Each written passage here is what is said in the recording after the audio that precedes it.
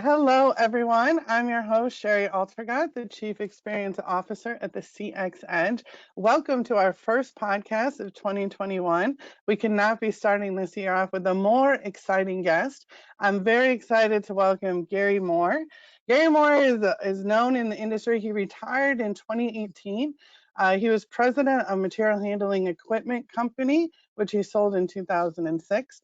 He was also the former president of MHEDA in 1997. And since then, he's been a speaker, author, consultant, and trainer. So welcome, Gary. We're very excited to have you today. Thank you. I'm happy to be here. So we always like to start these out just getting to know our guests a little bit better. And I'm always super interested in how people got involved in this industry. I'm sure you've heard before, nobody goes to high school or college thinking they're going to be a part of this industry that a lot of people don't know of. So can you tell me a little bit about how you got started on your journey in material handling? Yeah, Sherry, my undergraduate education was at General Motors Institute, now Kettering University, and I co-opted, which means I worked as a junior engineer or as a gopher at GM assembly plants while I was getting my education.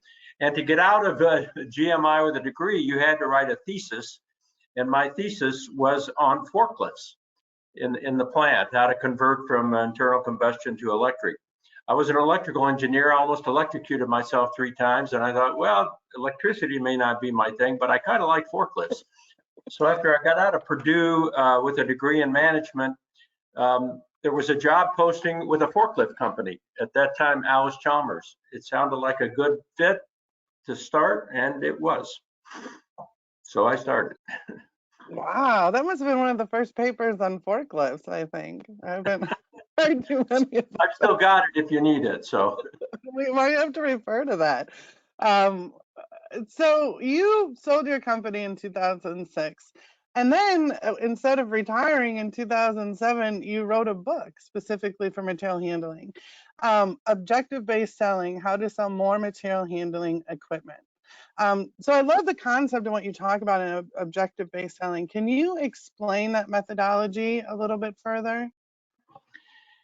it came about as I watched a lot of good salespeople do different things, but there was not a lot of consistency. And so I thought if we had a model that sort of overarched and told about the real process, which is really the sale of capital, business to business sale of capital equipment, that perhaps we could have a model that we could refer to.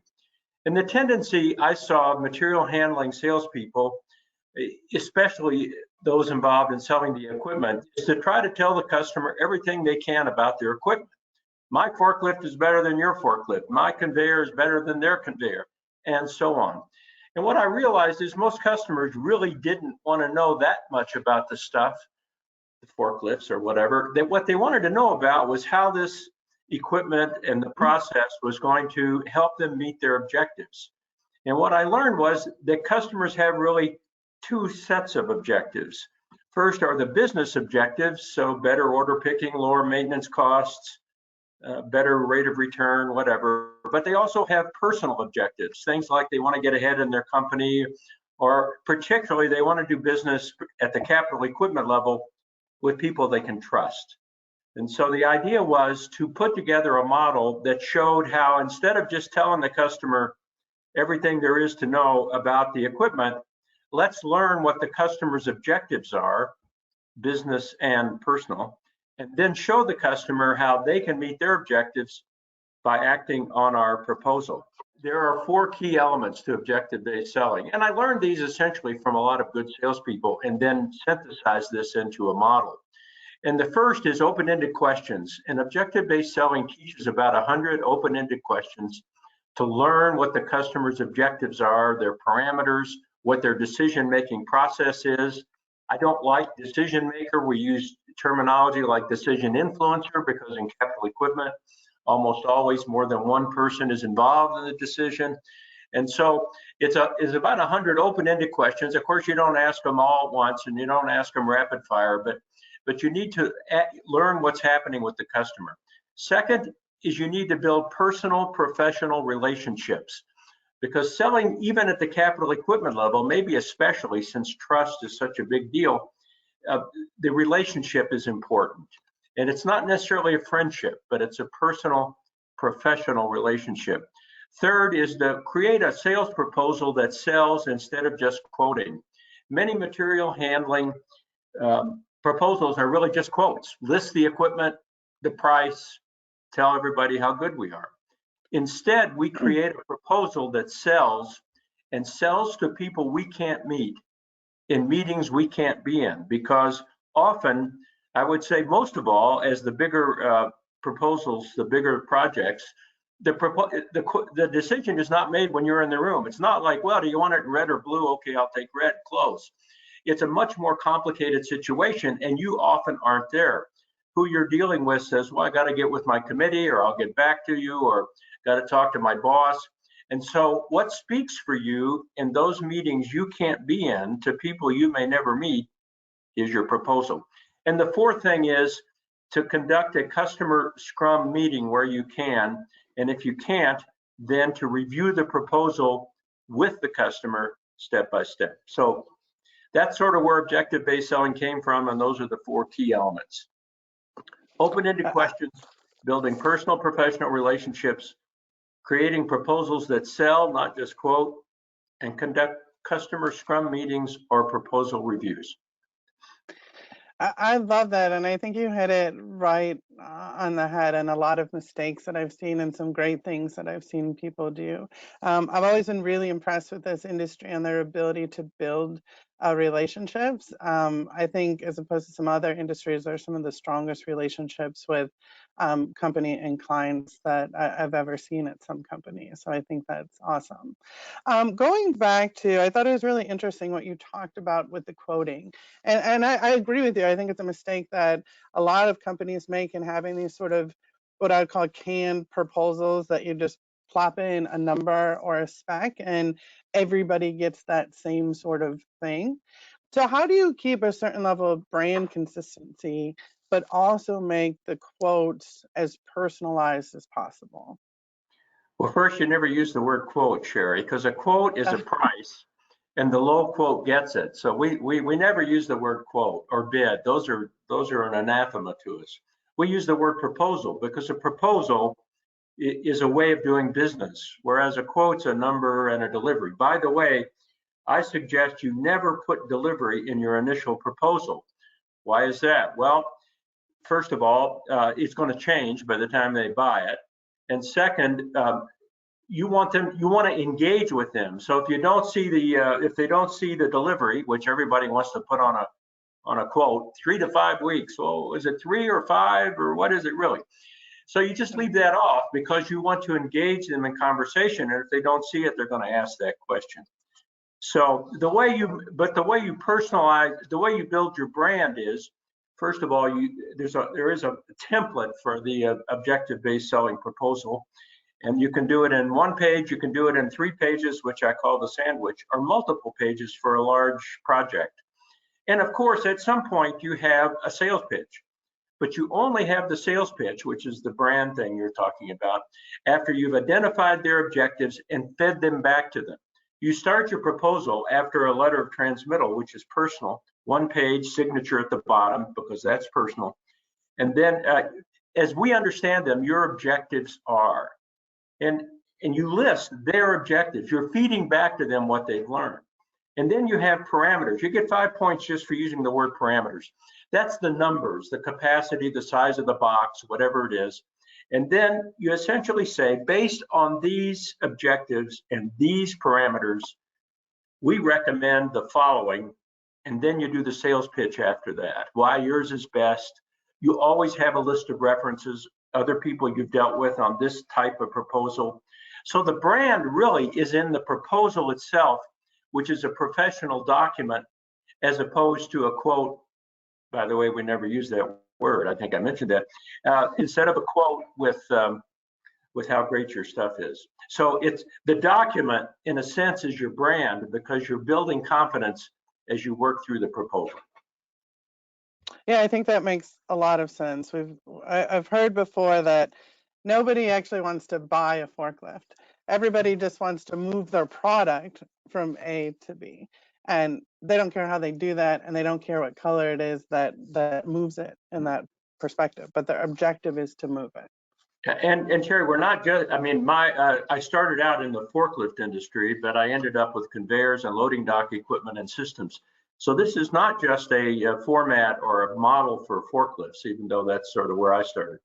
It's for any business-to-business sale of capital equipment, particularly material handling projects. So can we go back for a second to, you had mentioned Scrum meetings. Scrum is not a term that I have heard before. Can you talk a little bit more about what the purpose of those are? Yeah, well, first of all, I stole this, and I stole this from the Right Height Corporation, which we represent at the loading dock company. I learned this from them. I learned a lot of this from good salespeople, and there were good salespeople. It comes from rugby, and in rugby, as opposed to our football, everybody sort of piles up, and the ball's under there in the middle somewhere, and who knows what's going on under there? God, we don't want to know. But at some point, somebody comes out with the ball and everybody runs in that direction. So that's a mental image for a meeting where you get as many customer decision influencers together as you can. Today, that might be a Scrum meeting. And you get them in a meeting, and you don't give a sales pitch in that meeting. You facilitate a meeting to help them make a decision to buy your equipment or to learn what's going on. In a perfect world, I never lost a job, no matter what the size, where I got 2 Scrum meetings. The first one at the beginning of the project, the bigger the project, the more important. And that is where you learn their objectives and you learn the relationships between the people. And you ask questions like, what is your decision-making process? Who besides yourself will be involved in this project? What are your primary considerations? Of those 100 questions, you pick the right ones. And then you have a second Scrum meeting with your proposal whenever that's time to present the proposal. And at that meeting, you can almost close the deal. Maybe you can, maybe you can't. But a Scrum meeting is where you get as many decision influencers together as possible and facilitate a meeting to come out of there all going in the same direction, and that's your direction. By the way, the Scrum meeting may involve more people than just the salesperson on your end. It may involve your maintenance guy or your service manager or your software guy or whatever it is. But it's that mental image of getting everybody together.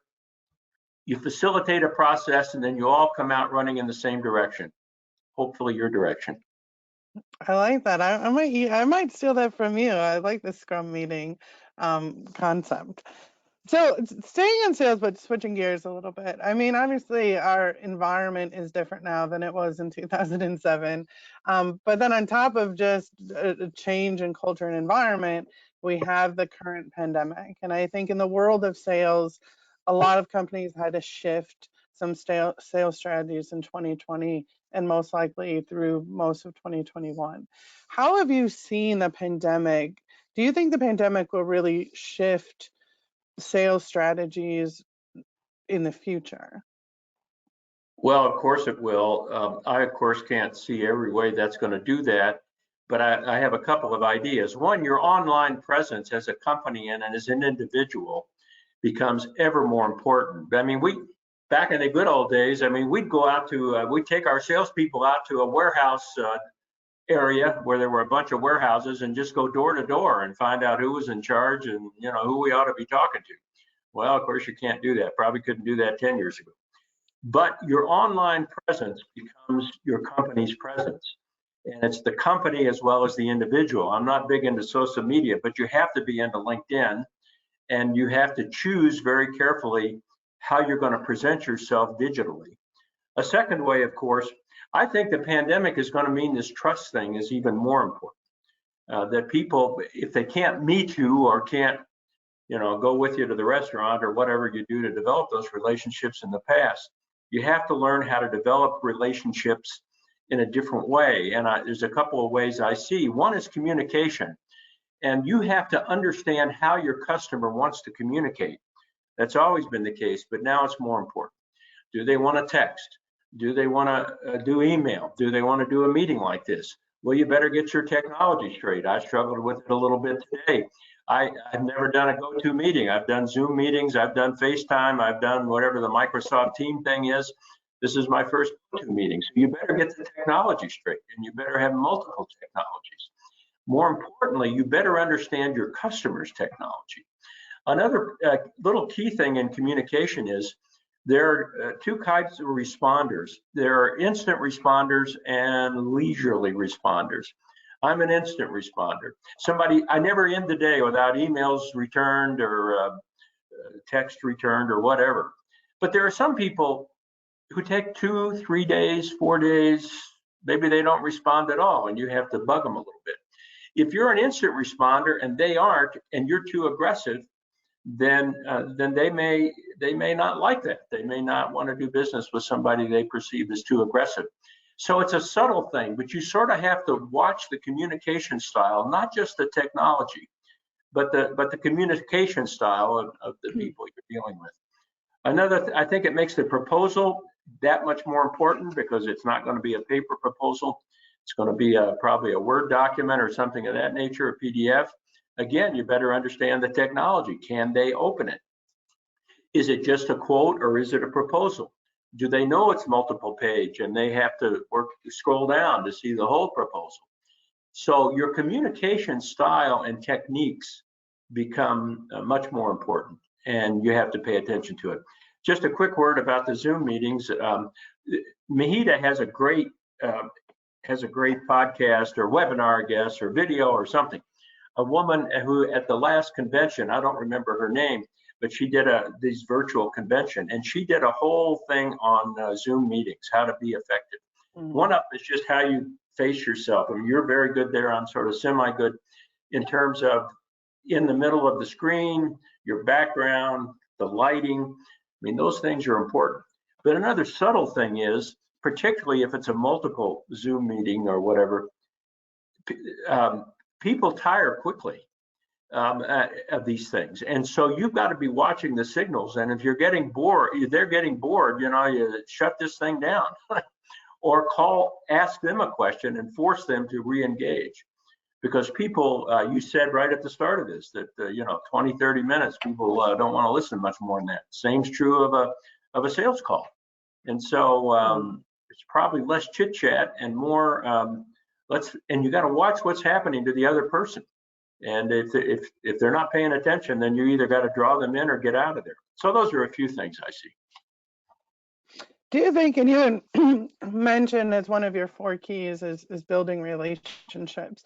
Do you think doing meetings via Zoom as opposed to in person is going to impact people's ability to build relationships in the same capacity? Well, absolutely. It's a whole different ballgame.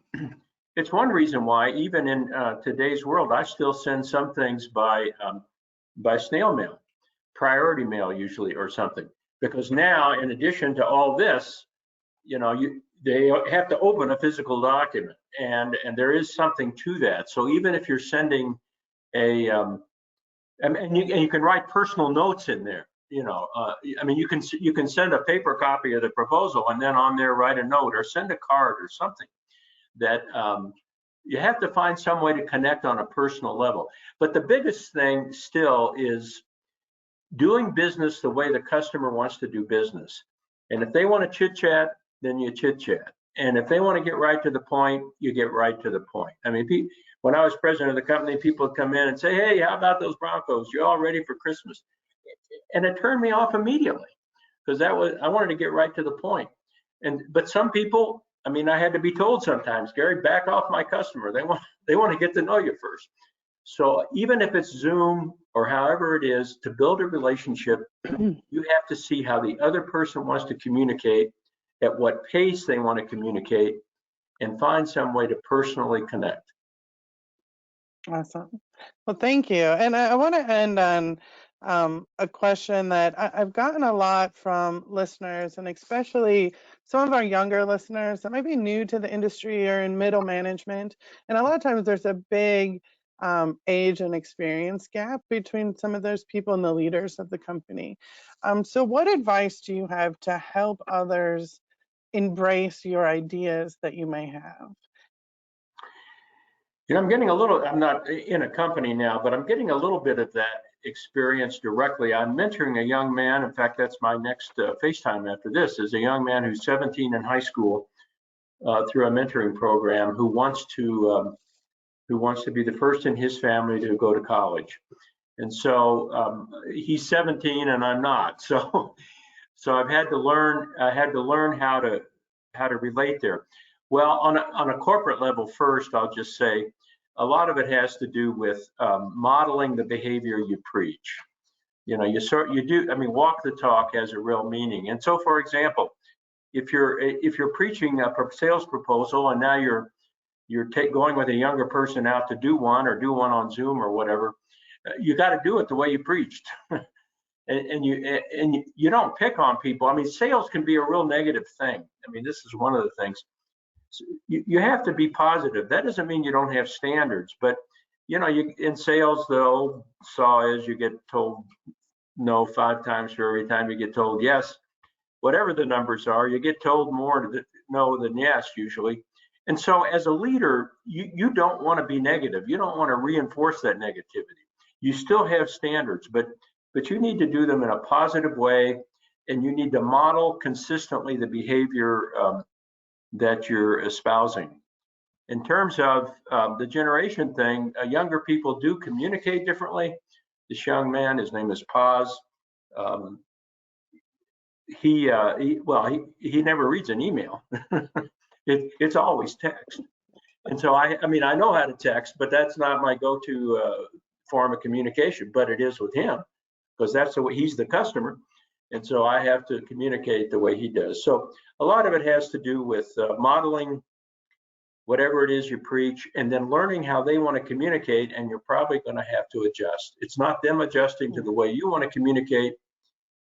It's you adjusting to the way they want to communicate. And I think that's such an important lesson. I think it's, a lot of times there's a feeling of why do I have to change? Why can't they change? And I think to be really successful, you have to have that flexibility and the ability to be able to determine how other people communicate and how other people want to be communicated with. And that's true both internally or externally. So I think that's excellent advice. So Gary, you have made it to our lightning round.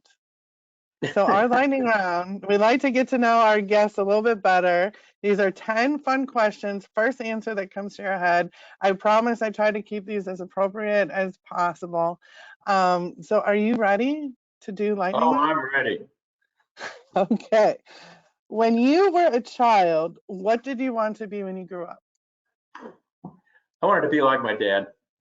I respected my dad a lot. It turned out I didn't know it then, but he was a manager. So he kind of modeled in a way. I just wanted to model his behavior, and it turned out I did. I became a manager, not like him, but in that mold. So that's all I knew, really. What is your favorite book of all time? Changes. I read about 48 books a year. And so it changes with the year. I can't say I have an all. I will say probably the best novel I ever read is The Sound and the Fury by William Faulkner. He tells the same story 4 times from 4 different points of view, starting with a person who has a mental problem.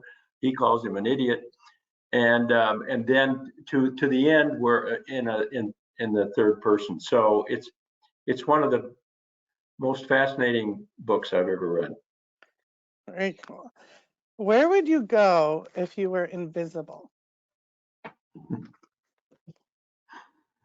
Well, I'd sit at the MHEDA office for a while and just see what they really do back there all day. Oh, that's a good one. What is the first thing you notice about somebody when you first meet them? Do they make eye contact, and are they engaged in the conversation? Use one word to describe your computer abilities.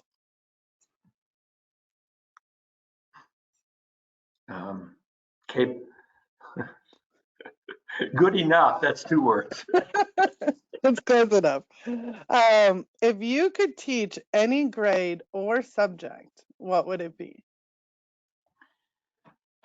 I would teach high school, probably seniors, and I would teach, I would use some format to teach life skills. And that's what I'm trying to do with this young man that I'm mentoring now, mostly by FaceTime now because we can't meet in person. But life skills like writing, like conversation, like paying attention to people, managing your finances, that kind of thing. So I might not call it that, but I would use a class for seniors in high school to learn some life skills. I love that. What is one food you would never give up?